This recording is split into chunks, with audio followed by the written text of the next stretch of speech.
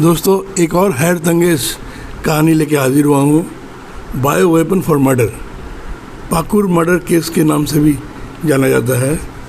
Plague जीवाणु से के इंजेक्शन से कैसे मर्डर हुआ था आज से 90 साल पहले 1933 नवंबर के महीने 26 तारीख को।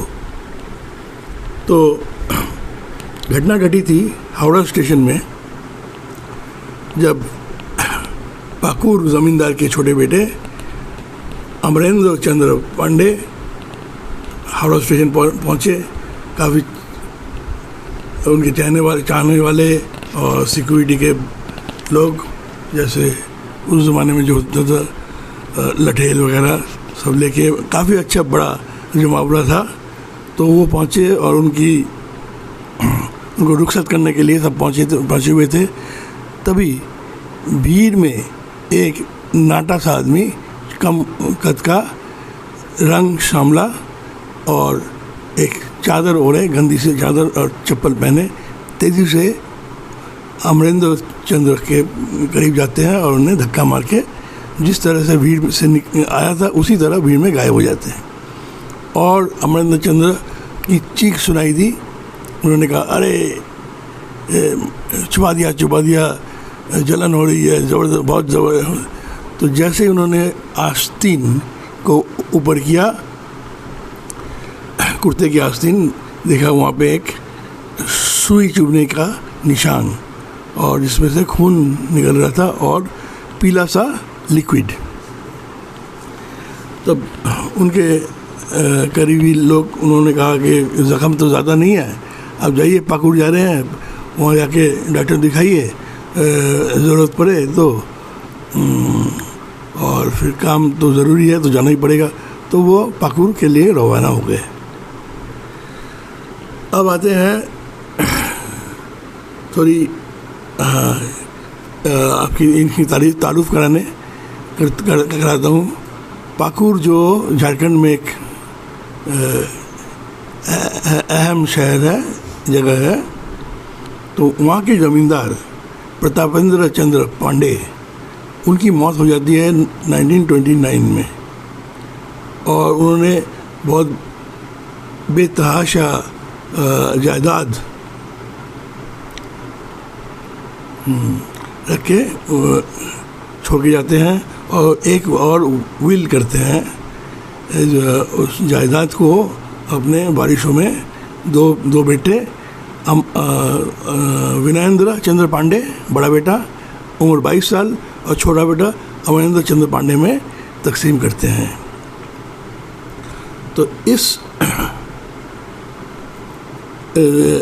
दौरान विनयेंद्र चंद्र पांडे, जैसे कि वो बड़ा बेटा था और बालिग भी था, वो ज़मींदारी का कंट्रोल में लेता है।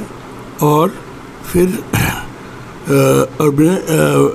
विनयेंद्र चंद्र पांडे वो थे एक अय्याश और उनको पैसे की बहुत ज़रूरत थी और ज़मींदारी से काफ़ी खूब कमाई होती थी। और छोटा बेटा जब बिल्कुल उल्टी आदत के, अच्छे बर्ताव, अव्वल दर्जे के ईमानदार आदमी और इंसानियत से भरपूर आदमी, लोग बहुत पसंद करते थे उनको। डिसिप्लिन्ड, तो हर चीज़ उनमें मौजूद थी। तो जैसे वो फोर्थ ईयर पटना में फोर्थ ईयर में पहुँचे, तो अमरेंद्र ने अपनी जायदाद का हक मांग के एक चिट्ठी लिखी विनयेंद्र चंद्र पांडे को। चिट्ठी पाते ही गुस्से में फूल गए, क्योंकि उनको अगर उसको हक दिया जाएगा तो उनकी उसकी अय्याशी कैसे चलेगी। तो दोनों के रिश्ते में दरार और करवाहट की शुरुआत तभी से शुरू हो गई। अब आते हैं 26 नवंबर की केस में। 26 नवंबर में जैसे हावड़ा स्टेशन में हाथ में कोई दाएं हाथ में कोई अनजान आदमी ने सुई इंजेक्शन की सुई शायद चुबा देता है, और पाकुर पहुंचते ही उनके हाथ सूज जाते हैं, दाएं हाथ, और बुखार, बहुत हाई टेम्परेचर 105 बुखार आता है और पूरे बदन में दर्द। तो वो फ़ौरन वो लौट आते हैं कोलकाता के राजबिहारी एवेन्यू में एक वहाँ के एवेन्यू में एक गेस्ट हाउस में रुकते हैं। फिर मशहूर डॉक्टर नलिनी रंजन सेन को बुलाया जाता है और वो आके उनकी करते हैं, उनकी एग्जामिन करते हैं, उनको देखते हैं और उनको दवाई देते हैं टेम्परेचर कम होने के लिए, और ब्लड टेस्ट के लिए लिखते हैं, बोलते हैं। तो ब्लड सैंपल लिया जाता है और टेस्ट के लिए सैंपल चला जाता है। अब 26 से 27 तारीख हो गई। 27 तारीख को कलकत्ते पहुंचते हैं बुखार और सूजन लेके, और फिर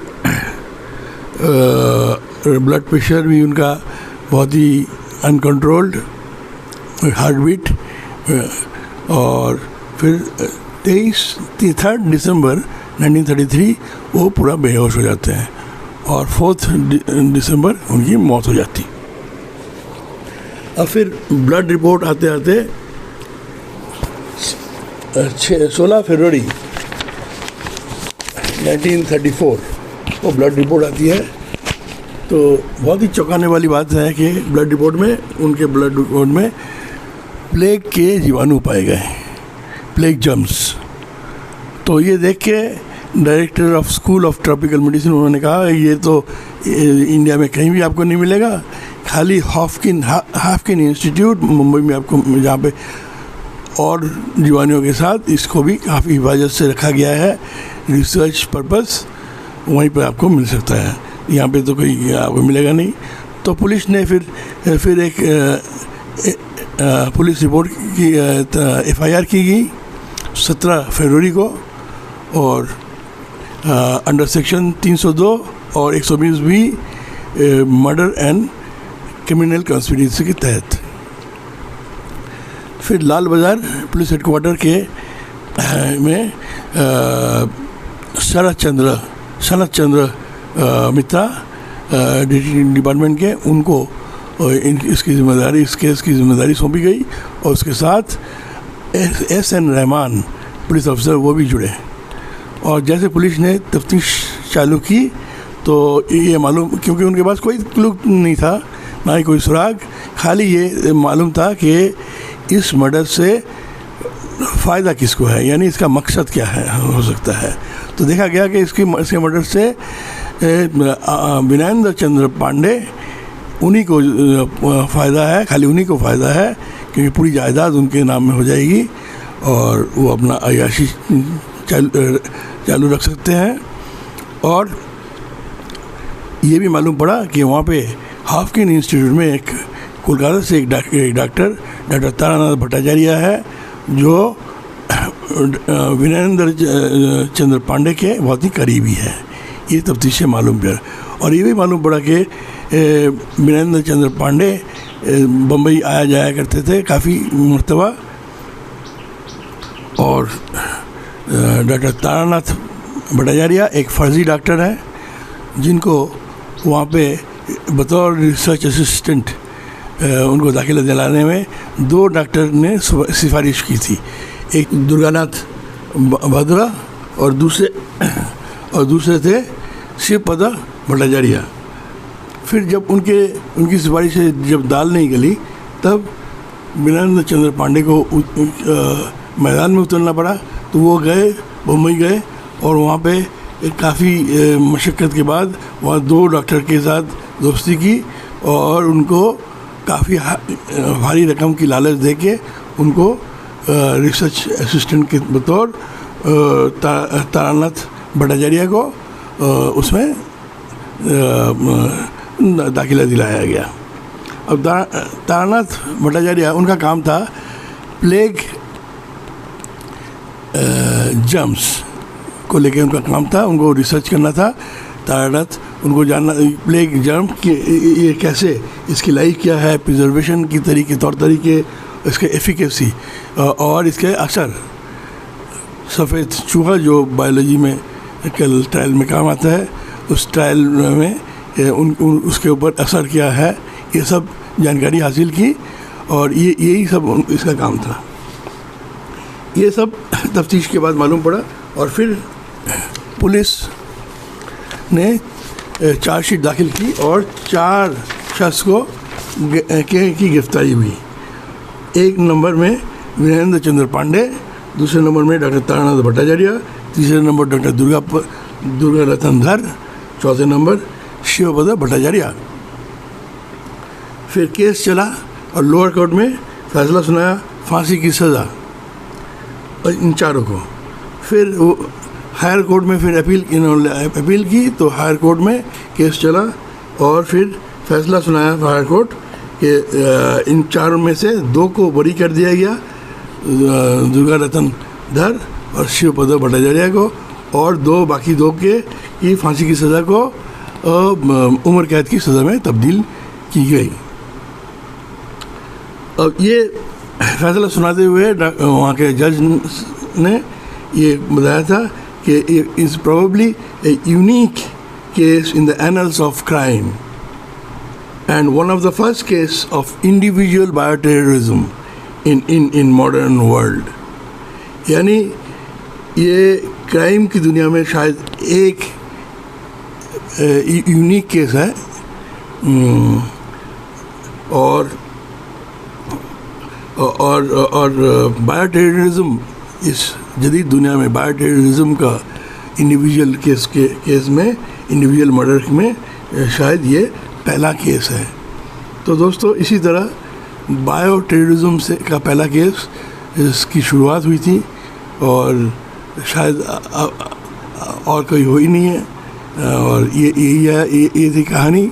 आपको अगर ये कहानी पसंद है तो लाइक कीजिए, सब्सक्राइब कीजिए और शेयर कीजिए।